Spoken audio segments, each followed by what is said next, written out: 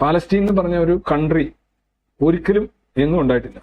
ആ സ്ഥലത്തിന് British mandate Palestine എന്ന് പറഞ്ഞിട്ടുണ്ട്. ബ്രിട്ടീഷ് മാൻഡേറ്റ് പാലസ്റ്റീനാണ് ഇന്നത്തെ ജോർദാൻ, ഇന്നത്തെ ഇസ്രായേൽ നിൽക്കുന്ന സ്ഥലം, ഇന്നത്തെ ഗാസയും, ഇതെല്ലാം കൂടെ ചേരുന്ന സ്ഥലമാണ്. അതിൽ നിന്ന് പാലസ്റ്റീൻ എന്ന് പറഞ്ഞൊരു രാജ്യം ആദ്യം ഉണ്ടാകുന്നത് ജോർഡനാണ്. ഇസ്രായേൽ പ്രധാനമന്ത്രിയുടെ കയ്യിലിരുന്നത് ഇതിനകത്ത് ബ്രിട്ടീഷ് പാലസ്റ്റീൻ്റെ പാസ്പോർട്ടാണ്. ബ്രിട്ടീഷ് പാലസ്റ്റീൻ്റെ നാണയങ്ങൾ ഉണ്ടായിട്ട് ഒരിക്കലും പാലസ്റ്റീൻ എന്ന് പറയുന്ന ഒരു രാജ്യം, ഒരു സോവറൈൻ റിപ്പബ്ലിക് ഒരിക്കലും ഉണ്ടായിരുന്നില്ല. അത് ഫ്രീ ആകണം എന്നൊക്കെ പറയുന്നത് അങ്ങേയറ്റത്തെ നുണപ്രചരണമാണ്. ഇല്ലാത്ത ഒരു രാജ്യം പാലസ്റ്റീൻ എന്ന് പറഞ്ഞ രാജ്യമില്ല, അങ്ങനെ ഒരു ജനതയില്ല. പാലസ്റ്റീൻ ജനത എന്ന് പറഞ്ഞ ജനതയില്ല.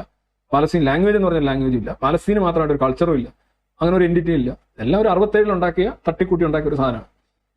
അത് ഈജിപ്തുകാരനായിട്ടുള്ള യാസർ അരാഫത്തും ഈ ജോർഡാന്റെ കൊടിയിൽ നിന്ന് സ്റ്റാർ വാങ്ങിച്ചിട്ട് പാലസ്റ്റീന്റെ കൊടി, ഇറാഖിലെ കുഫയിൽ നിന്ന് ഈ കഫിയ, ഇതൊക്കെ എല്ലാം കൂടെ വെച്ചുകൊണ്ട് 67 യുദ്ധത്തിൽ ഈജിപ്റ്റ് ഗാസയും വെസ്റ്റ് ബാങ്കും പിടിച്ചെടുത്തത് കൊണ്ട് തുടങ്ങിയ ഒരു സംഭവമാണ് ഈ പാലസ്തീനിയൻ മൂവ്മെന്റ്.